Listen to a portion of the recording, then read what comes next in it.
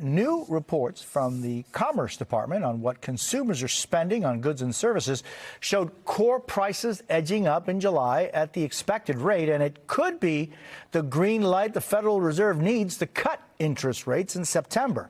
Joining me now, Jared Bernstein, chairman of the Council of Economic Advisors. Jared, always really grateful for your time. What was the major takeaway from this morning's personal consumption expenditures, or PCE, report? PCE. Great to be with you, Jose. Two major takeaways. First of all, as you said, inflation continues to ease. That's very important from the perspective of not just the Federal Reserve, but working Americans. What we have now is consistently wages and incomes beating prices. That means the purchasing power, the buying power of the paycheck has been growing in ways that help folks deal with prices that, as the vice president say, are still too high, but at least are coming down in some of the important cases. And of course, we're working hard to aggressively put more downward pressure on critical costs. But the report also shows, point two, is that consumer spending was strong in July, up 0.4% for the month, just under 3% year over year. That means we have a real momentum in the overall economy as rising real pay and lower gas prices are helping consumers make ends meet, giving them a bit of breathing room. You know, the gas price is about 50 cents a gallon below where it was a year ago. So that really helps on this Labor Day weekend. Yeah, and as you look at the big picture, and I'm just thinking the PCE, this PCE price index showing 0.2% rise from last month when excluding food, energy, and housing costs. What exactly is this showing us? One of the places where we saw some pressure in inflation earlier on in this cycle was from the very index you're citing, which is called non-housing services.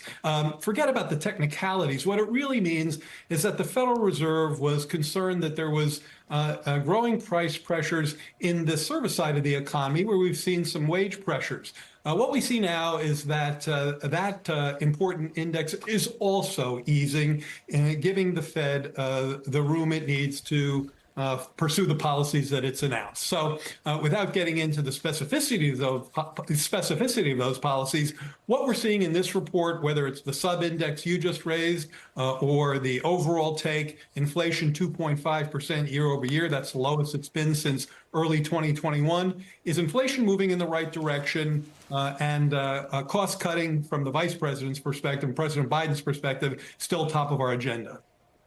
So when we're talking about, and this is just for folks that aren't, imbued in all the details and the knowledge that you have, but what we're talking about the slowing of the increase of inflation on the products that we depend on, right? So when does the slowing of the increase of inflation become a decrease in actual inflation? Yeah, so let's offer some terminology here to maybe help untangle some of that. It's a great question. Disinflation just means slower inflation, okay? So inflation, if we're talking about the index that came out today, was over 7% year over year. Now it's down to 2.5%. That's disinflation, slower inflation, moving in the right direction, getting back to the kind of rates we saw before the pandemic. Deflation means falling prices.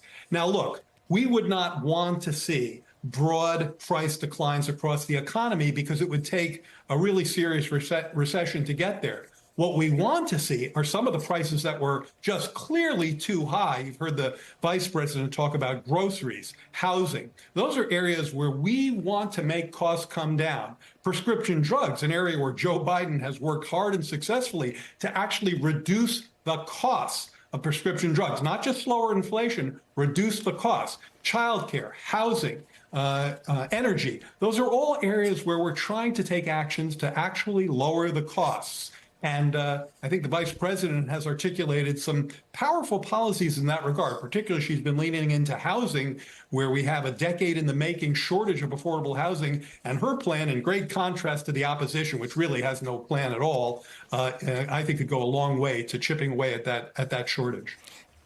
Yeah, and in future conversations, Jared, I'd like to get your thoughts on the issue of price controls and what exactly a price control would look like, who that would benefit, and what are the repercussions of the government becoming a part of the determining factor in what prices are on certain products. But that's for a future conversation, Jared. I always learn something when I get the opportunity to Let's speak get with back you. to it.